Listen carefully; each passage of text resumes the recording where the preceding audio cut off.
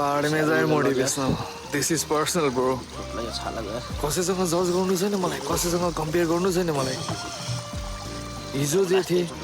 हिजो भन्दा राम्रो हुन्छ मलाई मेरो अघिल्लो साल त मैले धेरै कुरा सिकेर आइसकेँ हार खाएको थिएँ नि के छ र जिन्दगीमा जितको अगाडि हारै हुन्छ अगाडि 7 चोटि हारे होला 8 चोटि उठ्ने छु कसरी पुग्ने नि गन्तव्य चाली नै रहन्छु सक्सेस होस् नहोस् त्यो ढुङ्गा भालो भएन बस जित्ने आँट मनमा राख्नु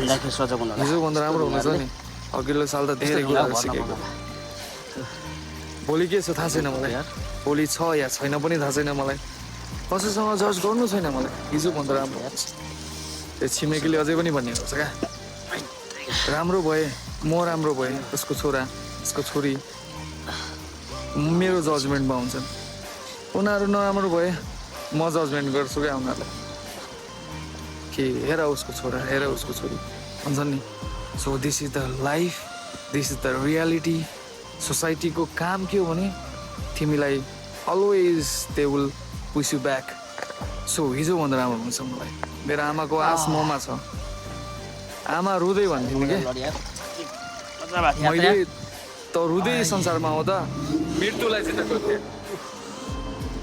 त रुँदै रुँदै होइन हाँस्दै हाँस्दै दुनियाँ जित्नु कसरी हार्न दियो मेरो आमालाई यार उनको आस ममा छ उनको आँट ममा छ बस यति कुरालाई मलाई हिजो भन्दा राम्रो आजलाई मेरो भोलिसँग कम्पेयर नगर so it's better to be don't compare me with others guy this is not a